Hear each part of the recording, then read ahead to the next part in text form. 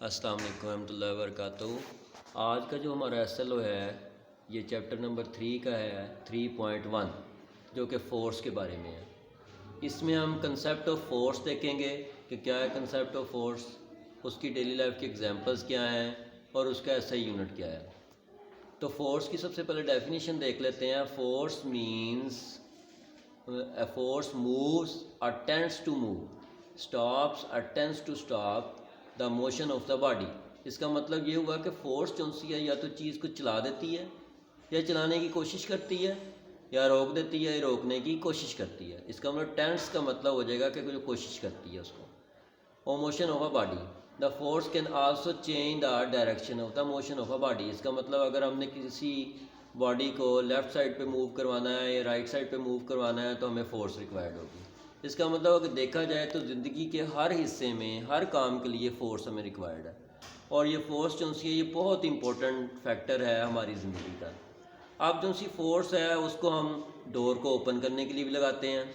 एक बैट्समैन है वो जब बैटिंग करता है तो बॉल की डायरेक्शन चेंज करता है, बॉल को जो बॉल उसकी तरफ आती है उसको डायरेक्शन चेंज करवा के उसको उसको भेजता है बाउंड्री की तरफ और या किसी और तरफ भेजता है। पुशिंग अ वॉल को अगर हम पुश करते हैं ये भी एक फ़ोर्स है। गो के वॉल को पुश करने से वॉल मूव तो नहीं होगी अपनी जगह से, लेकिन ये भी एक फ़ोर्स होगी जो कि हम लगा रहे हैं। इसी तरह से जो गोल कीपर होता है वो बॉल को स्टॉप करता है जो उसकी तरफ आ रही है, तो ये भी फ़ोर्स लगा के वो स्टॉप करेगा। इसका मतलब ये होगा कि सारी की सारी एग्जांपल जो सी हैं और भी बहुत सारी इसके साथ एग्जांपल बन जाती है। ईटीसी का मतलब होता है बहुत सारी और एग्जांपल हो सकती हैं, वो इसमें फ़ोर्स में आती हैं। इसका मतलब फ़ोर्स जो सा है वो तीन काम करता है, या तो वो चला देता है या चलाने की कोशिश करता है, रोक देता है या रोकने की कोशिश करता है, या डायरेक्शन चेंज करवाता है किसी भी चीज़ की। अब उसके बाद इसकी एसआई यूनिट पे बात आती है।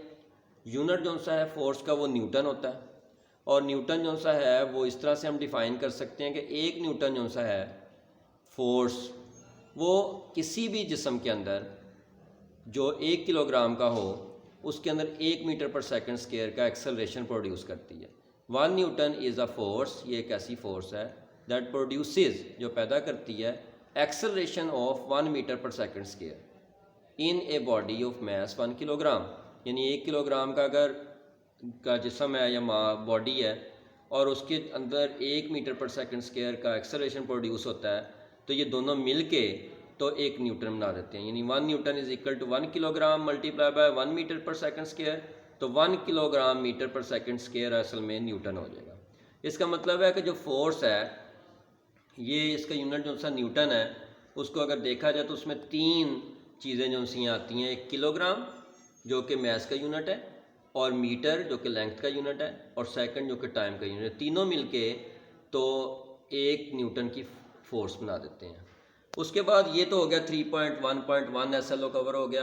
उसके बाद इसी का सब जो सा एसएलओ है 3.1 का, differentiate among different kind of forces. यानी वो कुछ फोर्सेस जो सी हैं वो दी गई हैं तो उनके दरमियान में हम डिफरेंस करके देखेंगे या उनकी डेफिनेशंस को देखेंगे कि वो क्या है।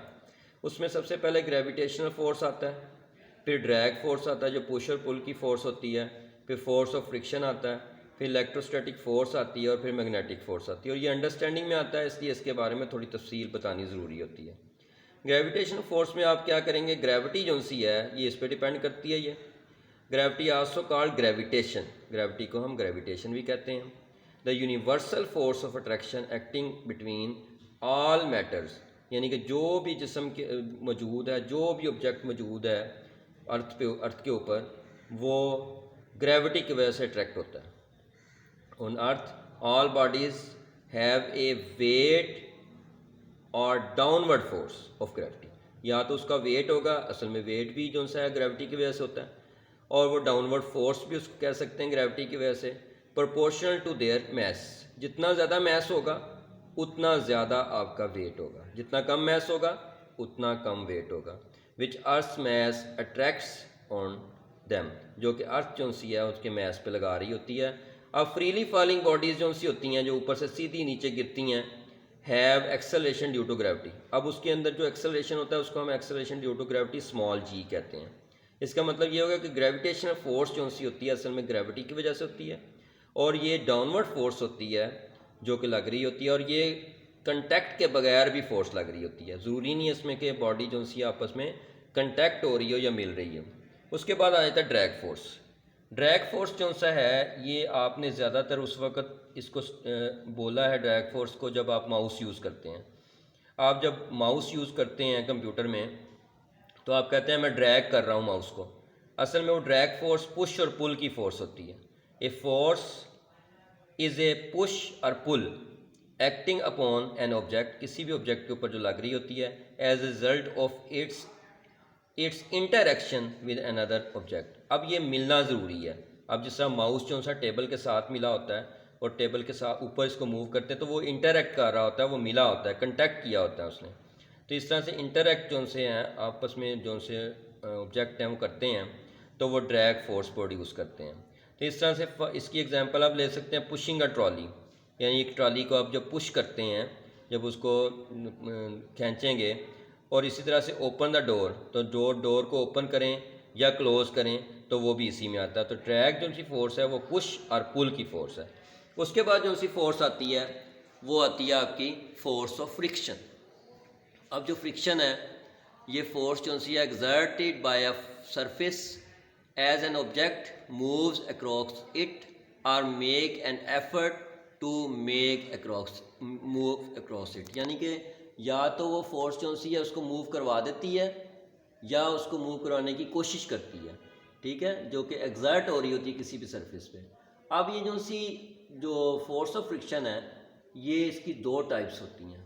एक होती है कि जो स्लाइडिंग हो, एक होती है जो स्टैटिक फ्रिक्शन हो। स्लाइडिंग का मतलब आप जानते हैं कि जब एक सरफेस के ऊपर दूसरी सरफेस जो सी है उसके ऊपर मूव करे, स्लाइड करती है वो। जिस तरह से आपके घर के बाहर जो गाड़ी जो सी है उसको गुजारने के लिए रैंप्स बने होते हैं, तो वो रैंप्स जो से होते हैं उसके ऊपर आप स्लाइड करके किसी चीज़ को गुजार सकते हैं। गाड़ी तो उसके ऊपर मूव करके गुजरेगी, लेकिन अगर कोई भारी बॉक्स वगैरह गुजारना हो तो उसके ऊपर जब गुजारते हैं जो कि व्हील्स के बगैर हो तो उसको कहते हैं स्लाइडिंग। और स्टैटिक फ्रिक्शन जो सी होती है वो होती है कि जो सी चीज़ें खड़ी होती हैं अपनी जगह पे, जिस तरह से चेयर्स पे कोई बैठे होते हैं, आप बैठे होते हैं तो आपके अंदर भी फ्रिक्शन होती है और चेयर के दरमियान में फ्रिक्शन मौजूद होती है। तो फोर्स ऑफ फ्रिक्शन जो सी है वो एग्जर्ट होती है सरफेस के ऊपर और जो दूसरा ऑब्जेक्ट है जो मूव कर रहा है या रुका हुआ है उसके दरमियान में, यानी दो सरफेसेस के दरमियान में फोर्स ऑफ फ्रिक्शन होती है। उसके बाद आता है जी इलेक्ट्रोस्टैटिक फोर्स। इलेक्ट्रोस्टैटिक फोर्स जो सी है ये असल में इलेक्ट्रो जो सा निकला है इलेक्ट्रॉन या इलेक्ट्रिक चार्ज से, और स्टैटिक का मतलब होता है रुके हुए होना, रेस्ट में होना। तो branch of physics that studies electric charges at rest, यानी कि इलेक्ट्रिक चार्जेज या इलेक्ट्रॉन जो से हैं जो रेस्ट में हों, यानी कि फ़्लो नहीं करते। वो रेस्ट का मतलब ये नहीं कि बिल्कुल रुके हुए हों, बस वो फ़्लो नहीं करते, एक जगह से दूसरी जगह नहीं जाते, बल्कि अपने ही ऑर्बिट में या अपने ही एटम के अंदर रहते हैं, तो उसको कहते हैं कि वो इलेक्ट्रोस्टैटिक है।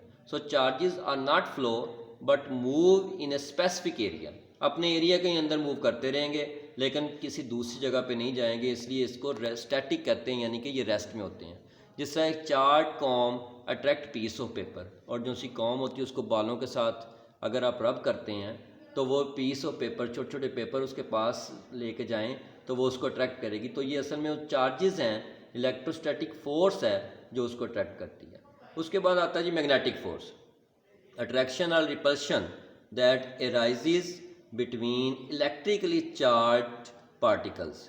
अब जो से इलेक्ट्रिकली चार्ज पार्टिकल यानी उनके ऊपर पॉजिटिव या नेगेटिव चार्ज हो तो वो एक दूसरे को या तो अट्रैक्ट करेंगे या रिपल करेंगे। अब एक जैसे चार्जेस जो से वो रिपल्शन करेंगे और जो से डिफरेंट चार्जेस होंगे वो अट्रैक्ट करेंगे।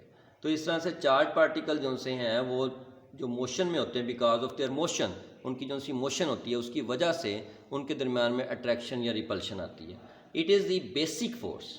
अब ये बहुत ही अहम बात है कि ये बेसिक फोर्स है responsible for such effects as the attraction of magnets from iron. अब देखें जो सा आयरन होता है, जो लोहा होता है, अब वो जो मैग्नेट होते हैं वो अट्रैक्ट करते हैं आयरन को अपनी तरफ, तो वो यही मैग्नेटिक फोर्स होती है जो कि उसके अंदर होती है, जो कि अट्रैक्ट कर रही होती है। फॉर एग्जांपल कंपस, ये जो सा कंपस होता है जिसके अंदर एक नीडल होती है जो कि नॉर्थ और साउथ वगैरह को बताती है, तो ये भी इसमें मैग्नेटिक इफेक्ट की वजह से बताती है।